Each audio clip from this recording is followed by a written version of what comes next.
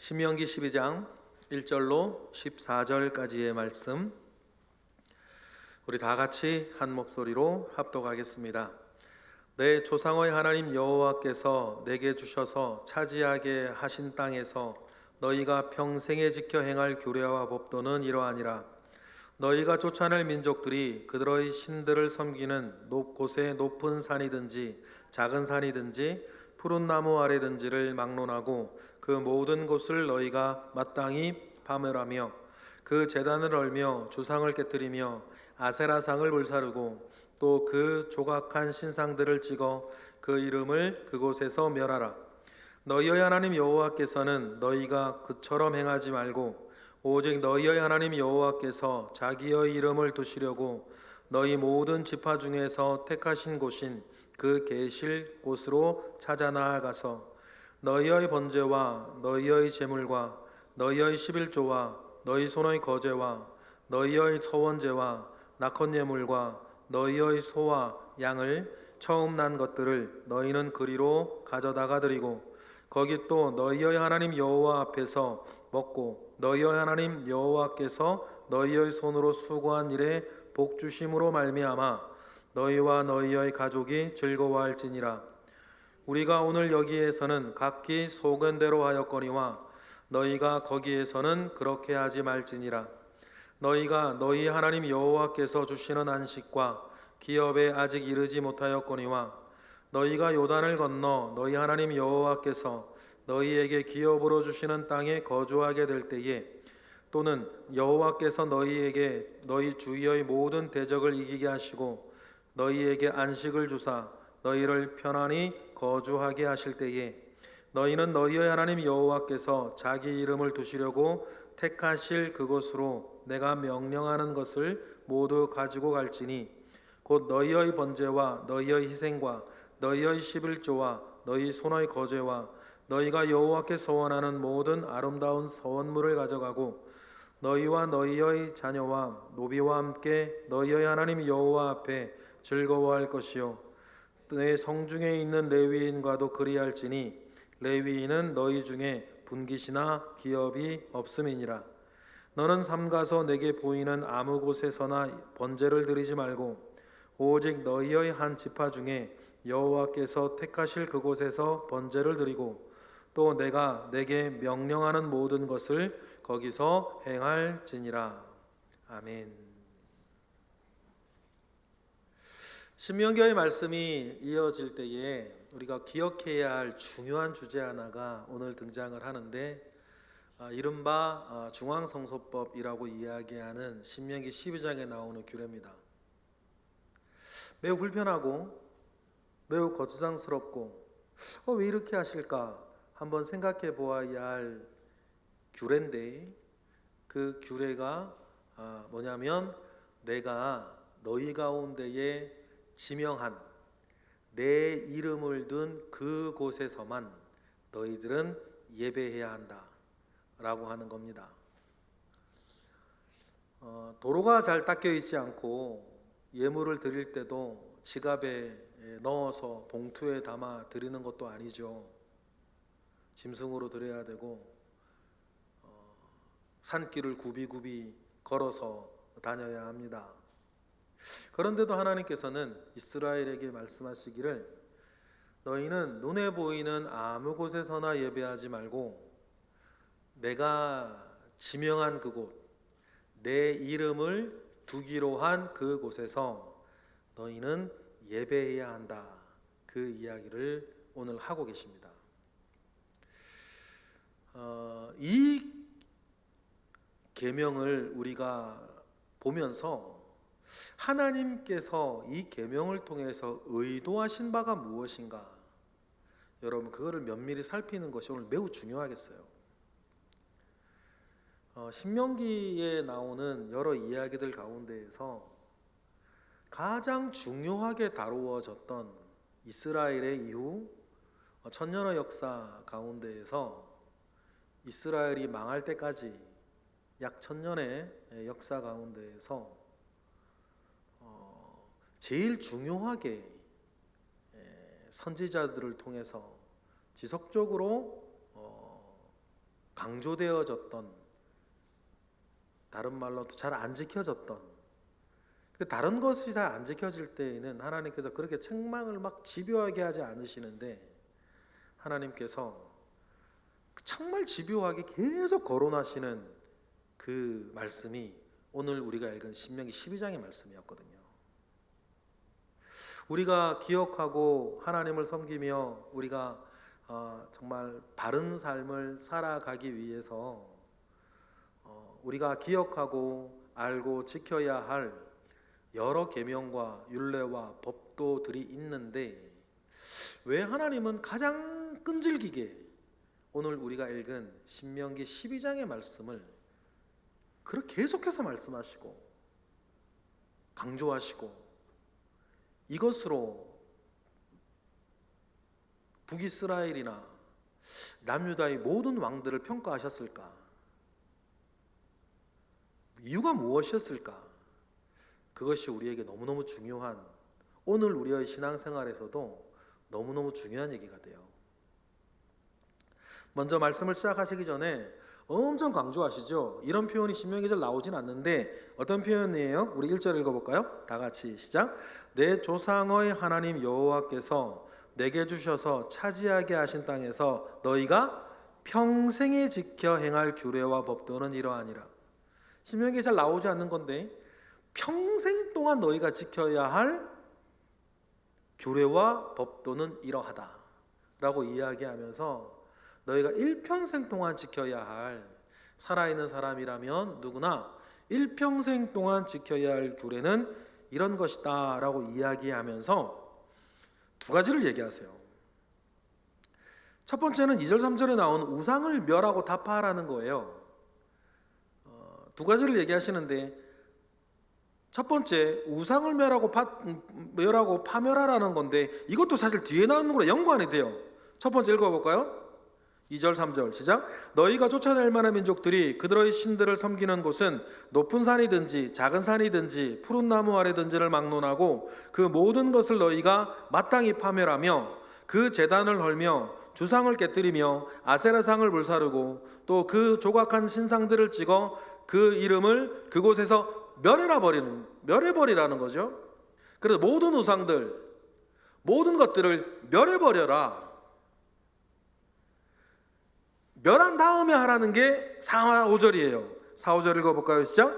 너희 하나님 여호와께서는 너희가 그처럼 행하지 말고 오직 너희의 하나님 여호와께서 자기의 이름을 두시려고 너희 모든 지파 중에서 택하신 곳인 그 계실 곳을 찾아 나아가라.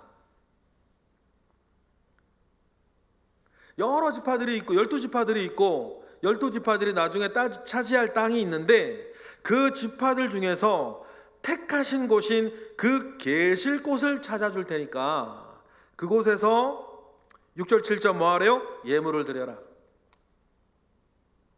그곳에서 7절 너만 예배하지 말고 예물 드리지 말고 온 가족이 함께 하나님 아버지 앞에서 예배하며 즐거워해라. 6절 7절의 내용이 그거예요.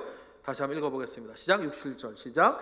너희의 번제와 너희의 제물과 너희의 11조와 너희 손의 거제와 너희의 서원제와 낙헌 예물과 너희 소와 양의 처음 난 것들을 너희는 그리로 가져다가 드리고 거기고 너희의 하나님 여호와 앞에서 먹고 너희의 하나님 여호와께서 너희 손으로 수고한 일에 복을 주심으로 말미암아 너희와 너희 가족이 그곳에서 뭐 하라는 거예요? 즐거워하라는 거예요. 그래 하나님 두 가지를 명령하시는데 사실 이어져 있어요.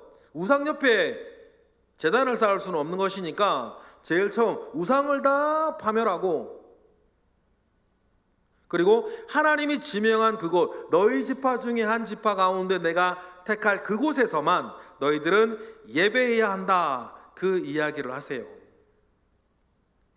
그런데 아직 신명기의 말씀을 제일 듣는 이스라엘 백성들은 아직 요단을 점령하지 못했죠. 그러니까 아직은 너희들이 할 건 아니다. 그러나 너희가 하나님이 주시는 땅에 들어가 땅을 차지하고 그 땅에서 평안을 누리면 반드시 너희들이 평생에 지켜야 될 말씀이라고 하는 거예요. 9절 10절 읽어볼까요? 다 같이 시작. 너희가 너희 하나님 여호와께서 주시는 안식과 기업에 아직은 이르지 못하였거니와, 그죠? 아직은 요단강 동편에 아직 있으니까, 그러나 좀 있으면 차지하게 될 것 아닙니까? 10절 시작. 너희가 요단을 건너 너희 하나님 여호와께서 너희에게 기업으로 주시는 땅에 거주하게 될 때, 또는 여호와께서 너희에게 너희 주위의 모든 대적을 이기게 하시고 너희에게 안식을 주사 너희를 평안히 거주하게 할 그때가 되면 어떻게 하라? 다시 한번 반복하시죠. 11절 다 같이 시작. 너희는 너희 하나님 여호와께서 자기 이름을 두시려고 택하실 그곳으로 내가 명령하는 것을 모두 가지고 갈지니, 곧 너희의 번제와 너희의 희생과 너희의 11조와 너희의 손의 거제와 너희의 여호와께서 서원하는 모든 아름다운 선물을 가지고, 이번에는 가족뿐만 아니라 누구라 그래요? 12절 시작. 너희와 너희 자녀와 노비와 함께 너희의 하나님 여호와 앞에 즐거워할 것이요 내 성중에 있는 레위인과도 그래야 할지니 레위인은 너희 중에 분깃이나 기업이 없음이니라 라고 하면서, 가족뿐 아니라 뭐까지도, 노비까지도, 너희 집안 식구들만 하지 말고 즐거운 일이 있을 때 누구하고도 함께, 레위인과도 함께, 성직자들과도 함께 즐거워하라, 그렇게 이야기를 하시는 거예요. 이것을 언제까지 해라? 일평생 하라는 겁니다. 하나님께서 왜 이런 명령을 하셨을까? 너무 불편하단 말이에요. 너무너무 불편한 말씀이에요. 좀 전에 말씀드렸던 것처럼 예물을 드리면 소도 끌고 와야 돼요. 양도 끌고 와야 돼. 소나 양이야. 소나 양은 얌전하기라도 하지. 어렸을 때 여러분 염소 보셨죠? 아무 데 들이받고, 저도 염소한테 몇 번 들이받쳐 봤는데 걔는 뭐만 있으면 이마로만, 아이고 염소는 다리라도 달렸지 비둘기 어떡할겨? 곡식 들다 어떡할 거냐고. 그거를 다 김상욱 전쌤한테 전화해가지고 1.5톤 트럭이라도 빌려요? 너무너무 불편한 거예요. 너무너무 성가세요. 그런데요, 하나님께서 불편한 거 알고, 너무너무 부담스러운 거 알고, 너무너무 귀찮은 거 아는데 내가 지명한 그곳에서 예배하라는 거예요. 이렇게 하나님께서 말씀하시면, 이렇게 말씀하신 이유가 있겠죠. 이 율법을 통해서, 이 말씀을 통해서 하나님께서 이스라엘과 이스라엘 각 사람의 마음 가운데에 이루어지기를 원하는 무엇인가가 있으니까 말씀하시는 것 아니겠어요? 여러분, 모든 계명은 그 계명 자체가 목적이 아니라 그 계명 자체를 통해서 이루고자 하는 무언가가 있는 거예요. 그걸 잘 아셔야 돼요. 영적으로는 예수 그리스도인 거고, 예수 그리스도로 나아가기 위해서 그 율법 하나하나가 여러분 목적하는 바가 있어요. 그래서 여러분 중요한 거, 율법의 조문보다 율법의 정신이 중요하다. 주님 말씀이 그거 아닙니까? 바리새인들은 율법의 조문에 집중한 거고, 여러분 우리도 마찬가지예요. 오해하지 말고 들으세요. 말씀보다 말씀이 이루고자 하는 말 정신이 중요한 거예요. 율법 조문이 중요한 게 아니고, 율법 하나를 지키는 것으로 이루어지는 무엇인가가 중요한 거예요. 그걸 잃어버리면 안 되겠죠. 그럼 다시 돌아와서 이 너무 불편하고 부담스럽고 귀찮은 이 율법을 하나님 왜 말씀하셨을까? 이것이 무너졌을 때에 어떤 일이 벌어질까? 이거 지켜졌을 때 우리 가운데 어떤 일이 이루어질까? 우리가 성경의 다른 부분을 통해서 추론하고 묵상하고 상상해 보아야 하는 거예요. 그래, 오늘 말씀에 너무나 귀하게 추론할 수 있는 거리 하나를 우리에게 주세요. 몇 절이냐? 8절이에요. 귀찮은 거, 부담스러운 거, 너무 힘든 거, 그렇게 여겨지는 다른 이유들, 다른 쉬운 방법, 더 편한 방법, 더 좋은 방법이 있을 수 있어요. 그거를 8절에서 뭐라 그래요? 소견이라고 부르는 거예요. 8절 우리 읽어볼까요? 다 같이 시작. 우리가 오늘 여기에서는 각기 뭐대로 소견대로 하였거니와 너희가 거기에서는 뭐 하지 마라? 그렇게 소견대로 하지 말라는 거예요. 그러면 하나님께서 오늘 말씀하시는 이 신명기 정말 제가 볼 때 제일 중요한 율법 같은데, 이 중앙성서법과 대치되어져 있는 게 뭐냐면 자기의 소견대로 행하는 거예요. 그러면 여기를 풀어나가려면 소견이라는 말이 뭘까? 소견, 작은 의견, 자기 의견 이런 뜻이죠. 뭐 한글로는 그래요. 작은 의견, 개인의 의견, 그걸 소견이라 그럽니다. 그런데 이 소견을 우리나라 말에는 이게 한 단어로 되어 있는데 히브리어에는 두 단어로 되어 있어요. 어떤 말이냐면 하나는 겉으로라는 말이고 다음은 옳은이란 말이에요. 그럼 소견이란 말이 뭐예요? 겉으로는 옳은 얘기, 속으로는 틀린 얘기. 상황윤리 같은 거죠. 지금 내 당장의 눈앞에서는 옳은데 하나님의 큰 뜻과 하나님의 율법과 하나님의 말씀에는 맞지 않는 그런 걸 말해요. 소견, 겉으로만 옳은 얘기를 소견이라 그럽니다. 그러면 이 소견 때문에 이스라엘 공동체에 어떤 어려움들이 생긴 예들을 우리가 찾아봐야 될 것 같아요.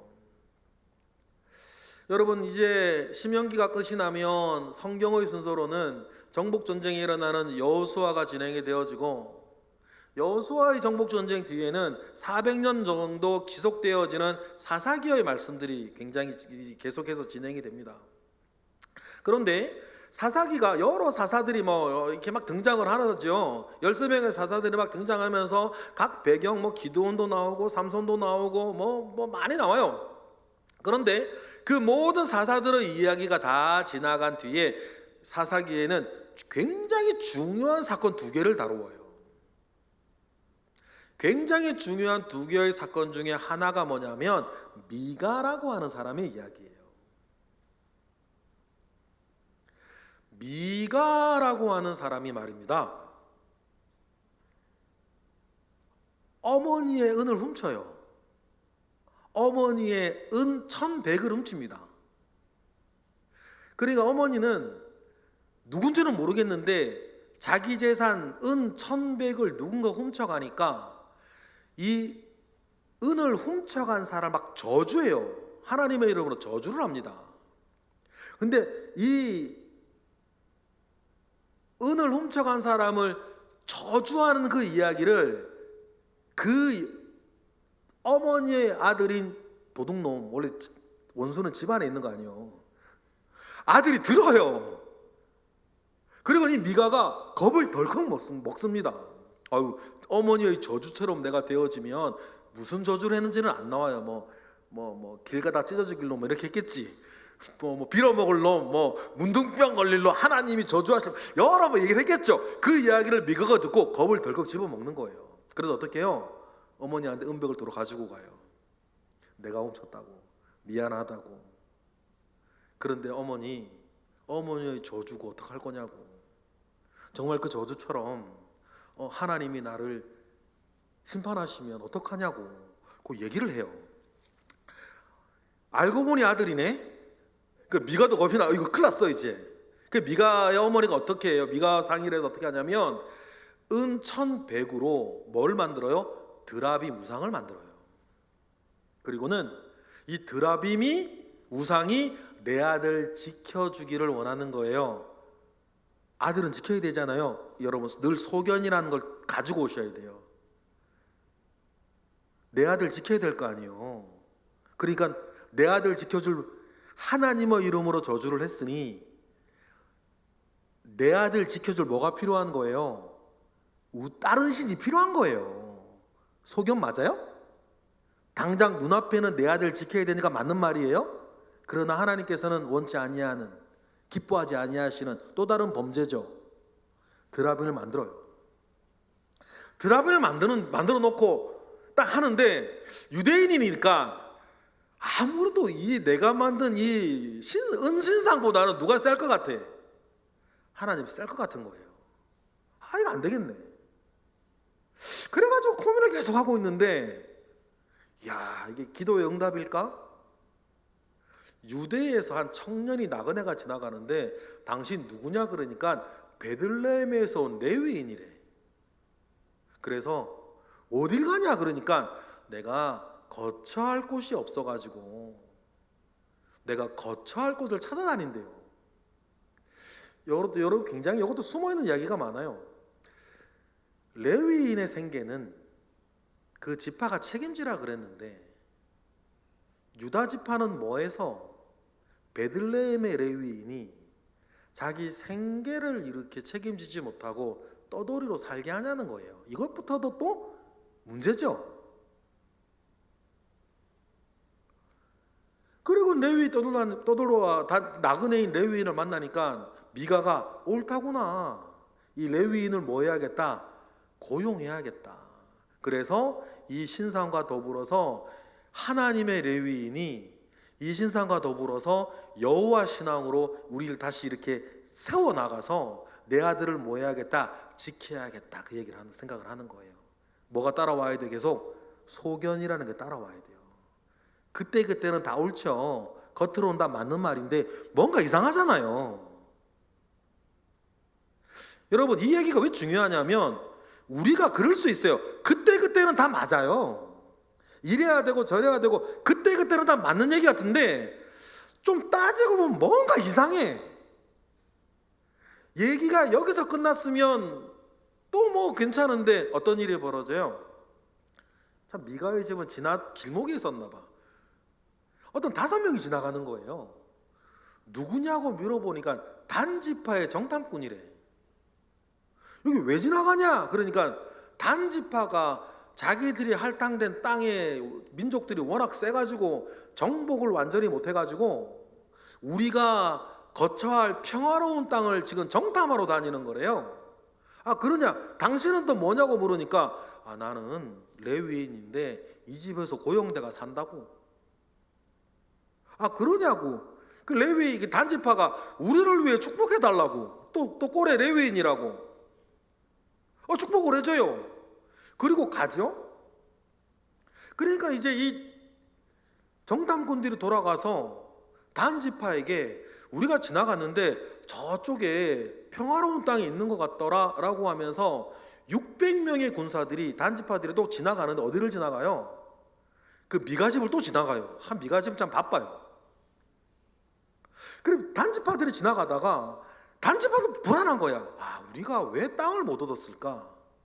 하나님께서 우리를 확실하게 도와주지 않아서 그런 것 같다.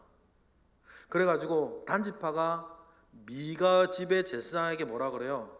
야, 네가 한 집안의 제사장을 해먹을래? 우리 지파의 제사장을 해먹을래?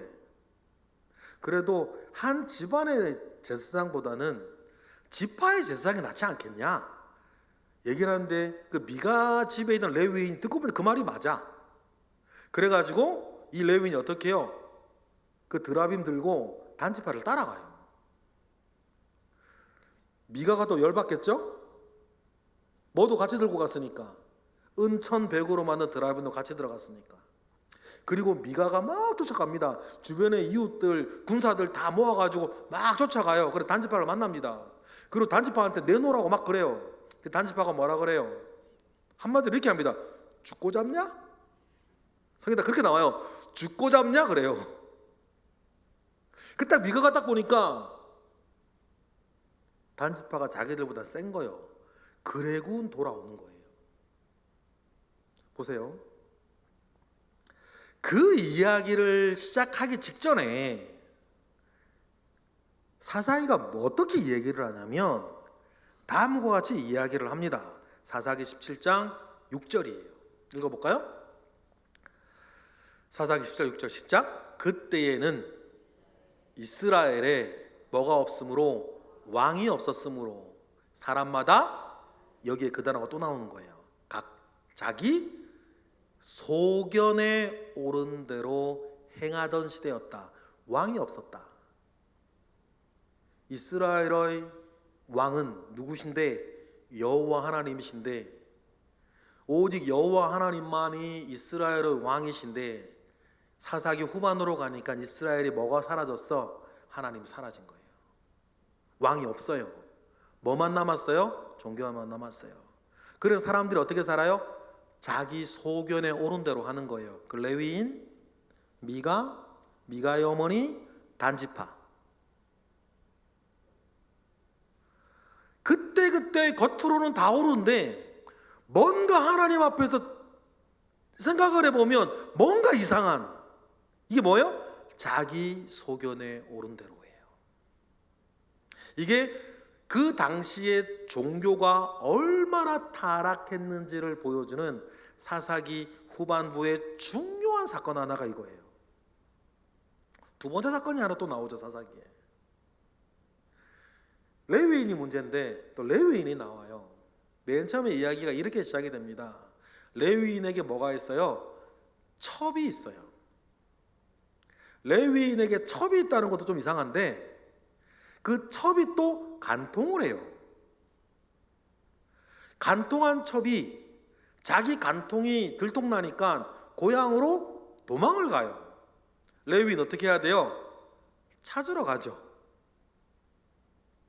찾아서 첩을 또 좋은 말로 달랬다 그랬어요. 하나님의 법도 뭐도 없어요. 간통한 첩을 레위인이 좋은 말로 달랩니다. 그리고 집으로 돌아가자. 돌아오는죠.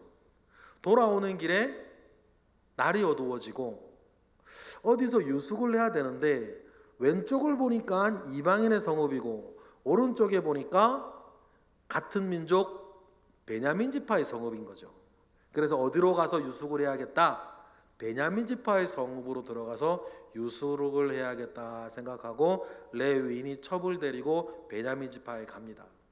한 노인을 만나서 자기 집에 들이죠. 그때 소돔과 고모라 성과 같은 일이 하나 터지지 않습니까?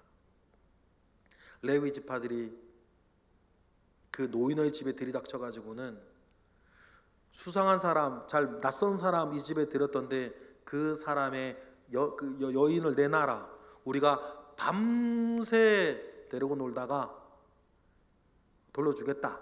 그러니까 이 노인이 우리 집에 온 손님은 안 된다. 누구라도 내줄 테니, 내 딸이라도 내줄 테니 딸 데리고 해라. 베냐민 지파 성읍 사람들이 거절하고 억지로 그 여자를 끌어내서 밤새 윤관을 합니다. 그리고는 날이 밝을 때 그 노인의 집에 그 여인을 던져놓고 가죠.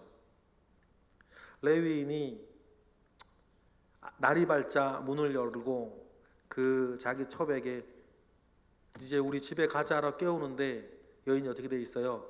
죽어 있는 거예요. 레위인이 격분합니다. 레위인이 격분해서 어떻게 해요? 그 자기 첩의 시신을 12조각으로 토막을 냅니다. 그리고는 그 토막 하나하나를 이스라엘 12지파에 다 보내요.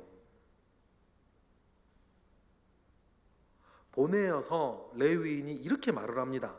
사사기 20장 6, 7절 읽어볼까요? 시작. 내가 내 첩의 시체를 거두어 쪼개서 이스라엘 기업의 온 땅에 보내나니 이는 그들이 이스라엘 중에서 음행과 망령된 일을 행하였기 때문이라. 이스라엘 자손들아, 너희가 다 여기 있은즉 너희의 의견과 방책을 내놓아라. 레위인이 그렇게 말하는 거예요. 그래서 어떤 일이 벌어집니까? 이스라엘 전체가 격분을 해서 베냐민 지파와 전쟁을 벌입니다. 그런데 베냐민 지파가 싸움을 되게 잘했거든요. 그리고 이스라엘이 자꾸 져요. 그래서 울고 불고 하나님께 매달려서 겨우겨우 이스라엘이 베냐민 지파를 이기고, 그리고 베냐민 지파의 지파가 멸족이 되면 안 되니 길르앗 라몬에 있는 야베스 길리앗에 있는 그 여인들, 남자를 모르는 처녀 400명을 데리고 와서 살아남은 베냐민 지파에게 주면서 너희 지파 명맥을 유지하라고 하는 그 내용을, 이 사사기의 마지막 내용이에요. 그 내용이 다 끝내고 이 일이 왜 생겼는지에 대해서 사사기의 마지막 절에서 이런 얘기를 또 합니다. 사사기 21장 25절 보실까요? 시작. 그때에 이스라엘에 왕이 없으므로 사람이 각기 자기의 소견에 옳은 대로 행하였더라. 그럼 여러분 보세요. 아까 미가의 집에 있었던 일들에 대해서 시작할 때 사사기는 이렇게 얘기합니다. 그때 이스라엘에 왕이 없으므로 이스라엘이 각기 자기 소견에 옳은 대로 행하였더라. 그래서 생긴 일이 종교적 타락, 미가의 일이었다. 사사기의 마지막 사건, 레위인의 처벌 사건이 있었습니다. 그 사건을 다, 여기 굉장히 깁니다. 이 사건이 3장을 쭉 이야기를 한 뒤에 이 사건, 이 윤리적으로 사회적으로 타락의 극치를 보여주는 이 일이 왜 이스라엘에 생겼나 라고 이야기할 때에 사사기 또 뭐라 그래요? 이스라엘에 왕이 없으므로 저마다 자기 소견에 옳은 대로 행동하였기 때문이었다 그래요. 여기 소견이 무슨 뜻이라고요? 겉으로는 맞는데 속으로는 틀린, 겉만 옳은 의견을 소견이라 그래요. 겉만 옳다라고 하는 말이 무슨 말이냐면 지금 당장의 자기의 이해관계에는 그게 맞는데 근데 그것이 하나님의 큰 뜻과는 오히려 대적되어지고 반대되어지는 의견을 소견이라 그럽니다. 그러면 맨 먼저 하나님 돌아와 봅시다. 이 불평하고 이 부담스럽고 이 귀찮은 너희들은 내가 명하는 이 곳에서만 와서 예배해야 되고 이 곳에서만 예물을 드려야 하며 너희들의 가족들과 노비들과 레위인들까지 함께 즐거워하는 예배를 내가 명하는 이곳에서만 드려야 한다 라고 이야기하는 이 말씀 가운데에서 하나님께서 원하시는 것이 무엇이겠어요? 그 모든 소견을 다 뭐하고 내려놓고 내가 내게 명하는 그곳에서 나 왕 대신 여호와 하나님 아버지 앞에 귀찮더라도 힘들더라도 거추장스럽더라도 그 모든 이해관계 다 내려놓고 내게 와서 너희 모든 것들을 죽여놓고 내려놓고 예배하여서 누구를 왕으로 알고 살아라. 나 여호와 하나님을 너희들의 왕으로 알고 살아야 된다라고 하는 그 말씀을 이루기 위한 거예요. 여러분, 그래놓고 우리의 신앙생활을 생각해 봅니다. 때때로는 말입니다. 우리의 교회 생활이나 우리의 신앙생활이나 어쩌면 우리의 일상생활 가운데에서도 내 소견이 너무 강하다는 거예요. 내가 힘들고 내가 어렵고 내가 귀찮고 내게 부담스러우면 그건 나쁜 것이요. 나에게 이득이 되고 잘한다 그러고 위로하고 옳다 그러고 맞다 그러고 지금 내 이해관계와 내 지금 당장의 일들 앞에 눈앞에 있는 일들에 옳고 도움이 되면 그저 좋은 거예요. 그게 뭐 소견인 거예요. 근데 우리의 예배 생활이 그런 뭐를 따라가면 안 된다? 소견을 따라가면 안 된다는 거예요. 예배 생활 뿐이겠습니까? 우리의 신앙생활과 우리의 교회 생활이 그 소견을 따라가면 안 된다는 거예요. 우리의 신앙생활과 우리의 예배 생활과 우리의 교회 생활은 소견을 따라가는 게 아니라 뭐를 따라가야 된다? 하나님의 말씀과 규례와 법도와 율례를 따라가는 것이지 너의 뭐를 따라가서는 안 된다? 소견을 따라가서는 안 된다. 그래서 하나님께서 아주 귀찮은 율법 하나 세워주세요. 이른바 중앙성소법. 귀찮은데도 하겠냐? 이해관계와 안 맞는데도 하겠냐? 그 대표적인 사건이 뭐예요? 르호보암 때에 르호보암이 솔로몬 아들 아닙니까? 르호보암 때에 여로보암이 나라를 두 쪽을 냅니다. 북이스라엘과 남유다. 하나님이 또 허락하신 일이었어요. 그냥 나라 자체가 둘로 나누어진 것은 뭐 큰 죄악이라고 할 수는 없는데, 여로보암이 자기의 소견이 생겼어요. 자기가 북이스라엘은 뭐가 됐습니까? 왕이 됐습니다. 아니 그런데 절기 때만 되면 자기 나라 백성들이 어디로 가? 예루살렘으로 자꾸 가는 거예요. 그러면 자기의 정치적인 입장, 나라를 굳건하게 단단하게 만들어야 되는 자기 입장, 이러다가 예루살렘에서 남유다의 사람들의 영향을 잔뜩 받다 와가지고 자기를 죽이고, 정말 그렇게 말을 하거든요. 혹 나를 죽일까 두렵다. 그러면서 하나님은 분명히 신명기 12장에서 너희는 눈에 보이는 아무 곳에서나 예배하지 말고 내가 내게 명한 그곳에 예배하라 그랬는데, 그 말씀이 여로보암이 자기의 소견하고는 안 맞는 거예요. 그래서 단과 브엘세바에 뭘 만들어요? 여호와 신전을 만드는 거예요. 하나님의 말씀과 자기의 소견이 맞닥뜨려졌을 때 뭐를 따르는 거예요? 자기 소견을 따르는 거예요. 소견을 따르는. 그래서 성경 내내 나오는 말이 뭐예요? 여로보암의 죄를 따랐습니다. 여로보암의 죄를 따랐습니다. 여로보암의 죄를 따랐습니다. 계속 이야기하는 거예요. 하나님의 말씀 분명히 13, 14절처럼 말하고 있지 않습니까? 13, 14절 다시 읽어볼까요? 다 같이 시작.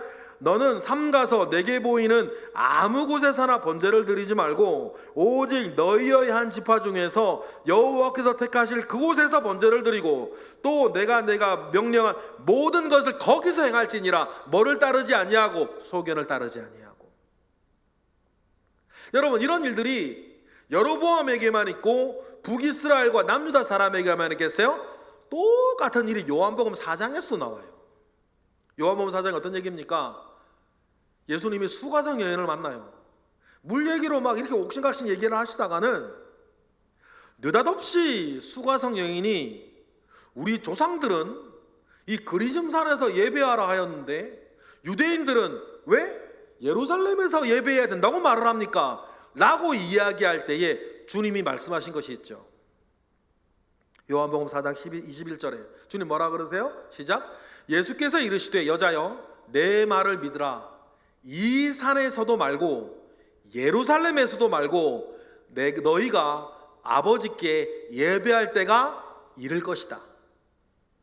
너희는 알지 못하는 것을 예배하고 우리는 아는 것을 예배하는데 소견을 내려놓으란 얘기예요. 이는 구원이 유대인에게서 남이라. 아버지께 참되게 예배하는 자들은 영과 진리로 예배할 때가 오나니 곧 이때라.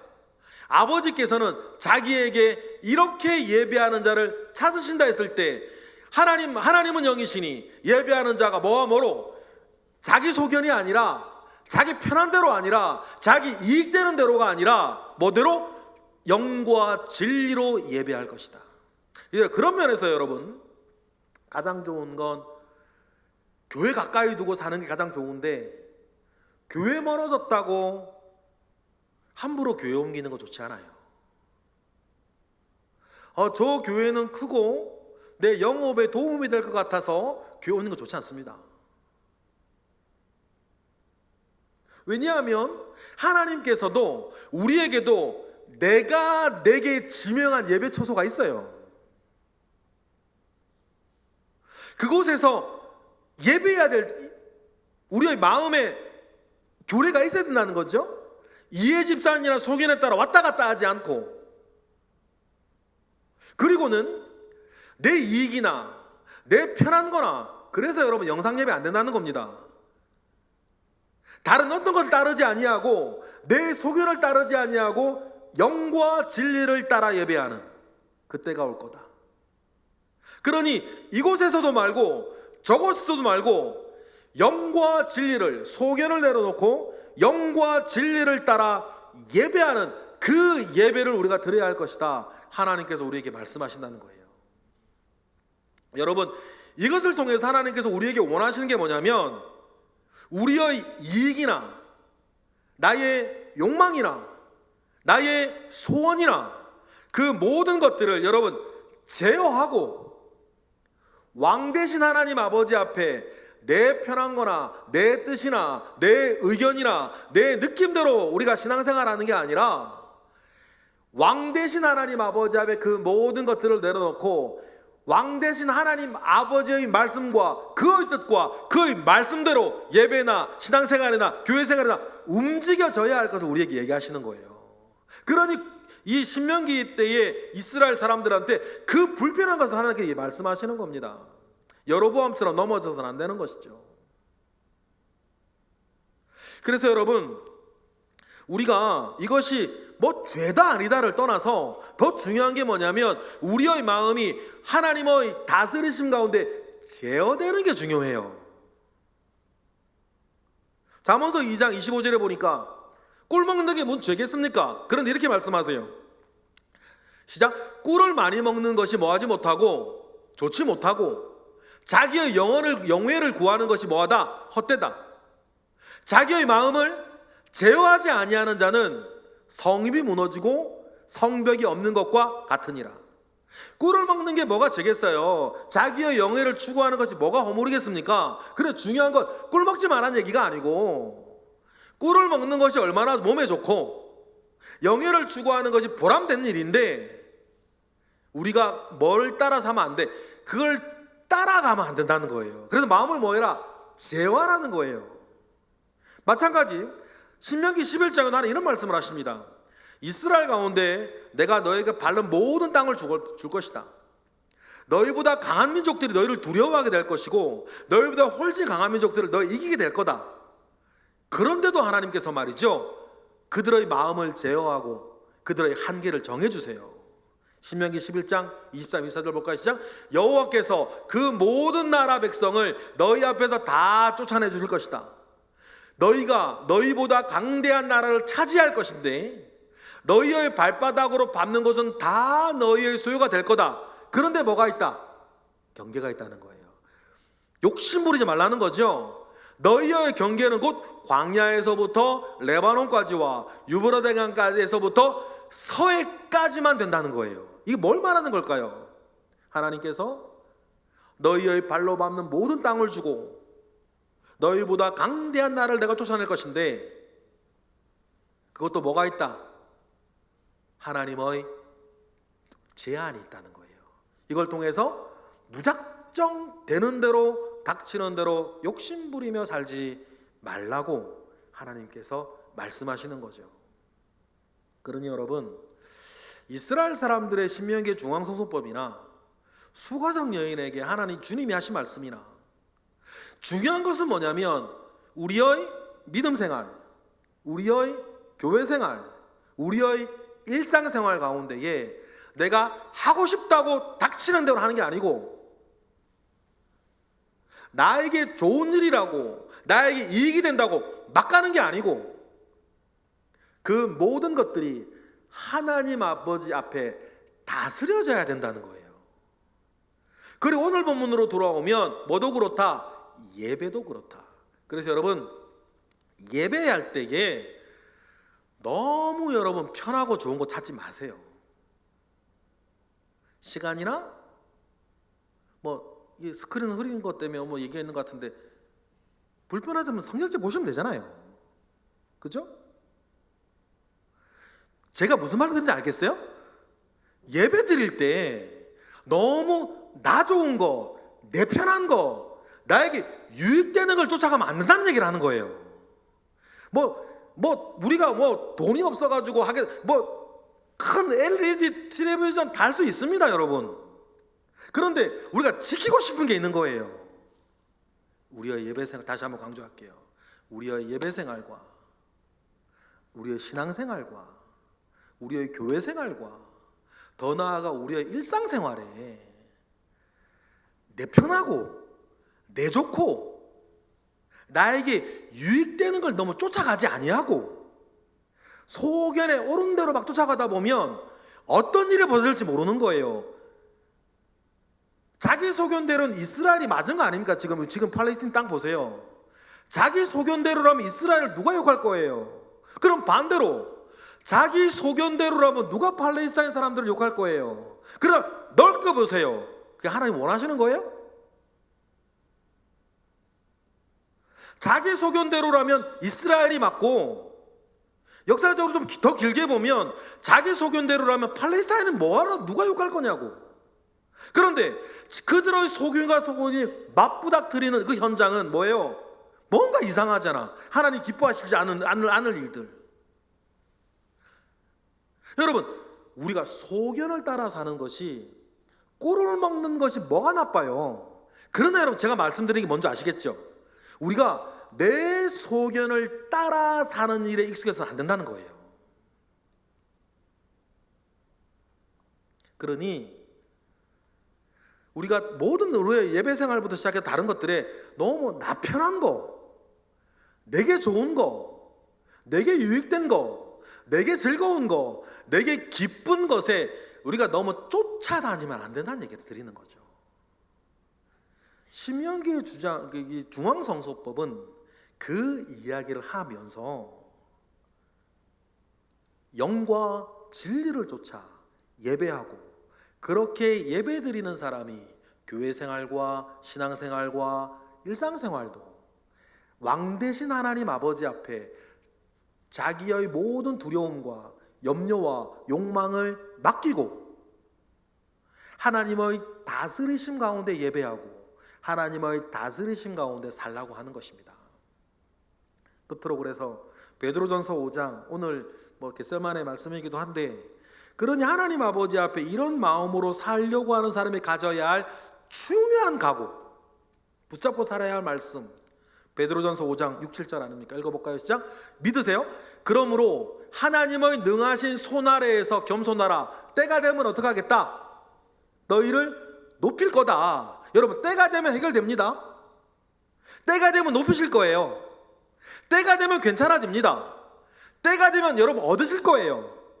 그러니 여러분, 하나님의 그 때 안에 우리는 뭐하자? 겸손하자. 때가 되면 하나님께서 하실 거니까. 그러면 그 때가 오기 전까지 우리는 뭐하지를 말자.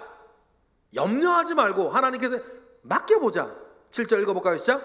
너희 염려를 다 주께 맡기라. 이는 그가 너를 돌보고 계심을 믿으시기 바랍니다. 하나님께서 저와 여러분을 돌보고 계시니 모든 염려를 다 맡기고 내 소견을 쫓아 그때그때 나에게 좋고 편하고 옳은 것들 따라가지 아니하고 다 하나님께 맡기고 하나님의 그 규례와 명령과 율례와 책임과 법도 아래서 나의 모든 것들을 멈추고 하나님의 다스리심 가운데 예배부터 교회생활부터 신앙생활부터 일상생활까지 하나님 아버지 앞에 살기를 원하시는 그 마음이 어디에 있는 거예요? 신명기 12장의 중앙성소법에 있는 거예요. 그래서 구약 이스라엘 역사, 나라가 망하기 전까지는 전체는 이 말씀 하나를 지키는지 안 지키는지를 통해서 그가 하나님의 사람인지 하나님의 사람이 아닌지를 판별했던 거예요. 그래서 신명기 12장 이 말씀이 어떤 면에서는 신명기에서 제일 중요한 말씀이 이스라엘 역사 속에서 되었던 것입니다. 오늘 말씀을 마무리하면서 여러분, 우리도 이러한 중심이 살아있는 예배생활, 교회생활, 신앙생활, 일상생활 되시기를 주님의 이름으로 축복합니다. 기도하겠습니다. 할렐루야. 하나님, 감사와 영광을 올려드립니다. 크신 은혜 가운데에 우리와 함께 하시고 크신 능력 가운데에 우리와 함께 하옵소서.